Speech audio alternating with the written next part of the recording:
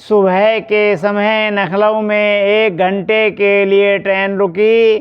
सभी यात्री नीचे उतरकर दंत मंजन ब्रश वगैरह करके चाय नाश्ता लेने लगे।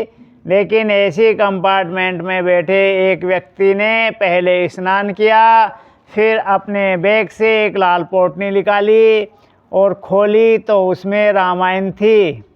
उस व्यक्ति ने रामायण खोलकर रामायण का पाठ किया तो उस कंपार्टमेंट के बैठे सभी यात्री बड़ी श्रद्धा से उस व्यक्ति को देख रहे थे। तो रामायण का पाठ करने के बाद फिर उसने चाय वाले को बुलाया और चाय पी।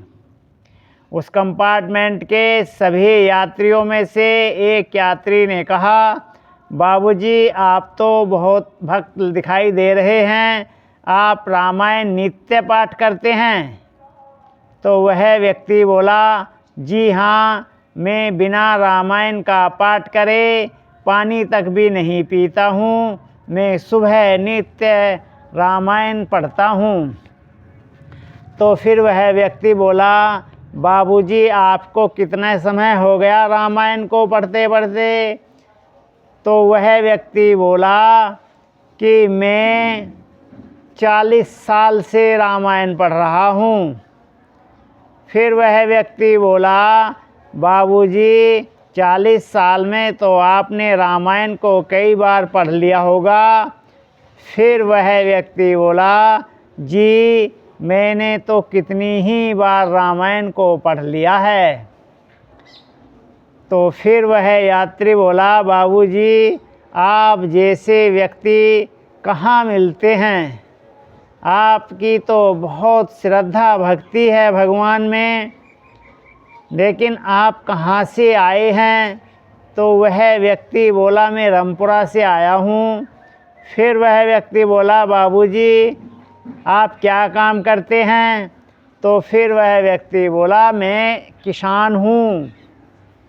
तो वह व्यक्ति बोला, बाबूजी ठीक है आप चौधरी साहब हैं, लेकिन आप जा कहाँ रहे हैं? फिर वह किस चौधरी बोले कि मेरे बड़े भाई के साथ 1 बीघा ज़मीन का मुकदमा चल रहा है, उसकी तारीख है इलाहाबाद हाई कोर्ट में, मैं उस तारीख पर जा रहा हूँ। उस व्यक्ति को थोड़ी गुस्सा और ईर्ष्या हुई और वह व्यक्ति बोला, चौधरी साहब 40 साल से केवल आप ढोंग कर रहे हैं, नाटक कर रहे हैं। आपने एक बार भी रामायण नहीं पढ़ी, केवल ड्रामा किया है, आज भी ड्रामा किया है। रामायण तो तुमने एक बार भी नहीं पढ़ी है। अब चौधरी साहब अब वह व्यक्ति बोला, चौधरी साहब रामायण में साफ लिखा है कि 2 भाइयों ने राजगद्दी को फुटबॉल बना दिया। छोटे भाई ने कहा, नहीं भैया मुझे राजगद्दी नहीं चाहिए। बड़े भाई ने कहा, नहीं भरत, ये पिताश्री ने तुमको ही राजगद्दी दी है, मेरा इस पे कोई अधिकार नहीं है। लेकिन फिर छोटे भाई भरत ने कहा, नहीं भैया मुझे नहीं चाहिए। राम ने कहा, मुझे नहीं चाहिए। दोनों कह रहे हैं मुझे नहीं चाहिए। दोनों ने राजगद्दी को फुटबॉल बना दिया, उसने उसकी तरफ, उसने उसकी तरफ। और चौधरी साहब तुम 1 बीघा ज़मीन के लिए बड़े भाई से मुकदमा लड़ाने के लिए इलाहाबाद जा रहे हो और कहते हो मैंने 40 साल से रामायण पढ़ी है। कहाँ आपने रामायण पढ़ी है? केवल ड्रामा किया है। अब ये बात तो सुनकर चौधरी साहब के होश फाख्ता हो गए और उन्हें तुरंत ज्ञान हुआ। उन्होंने अपना बैग समेटा और ट्रेन से नीचे उतर गए और सीधे अपने घर, अपने नहीं बड़े भाई के घर, और भाई से बोले, भैया मुझसे बहुत बड़ी गलती हो गई है, मुझे क्षमा कर दीजिए।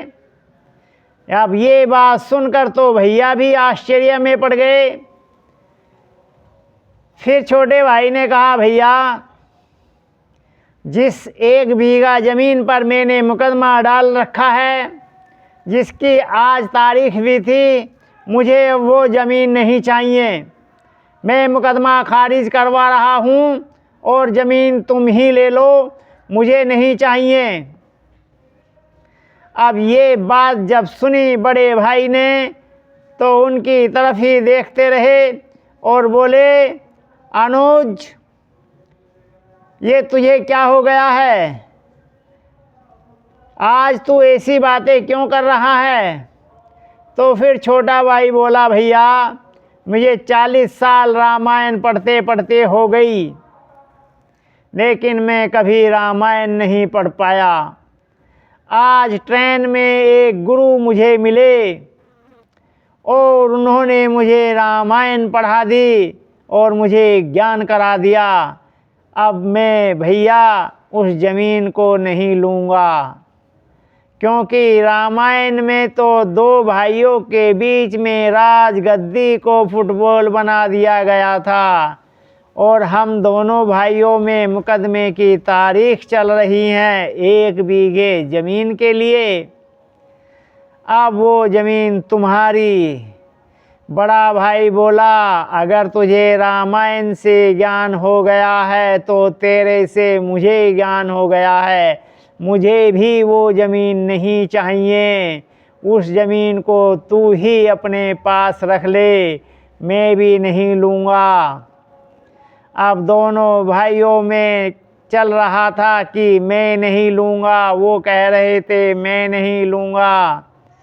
तभी उन दोनों की पत्नियां आ जाती हैं और पूरी बात की समीक्षा करने के बाद कहती हैं कि ठीक है, तुम भी मत लो, तुम भी मत लो।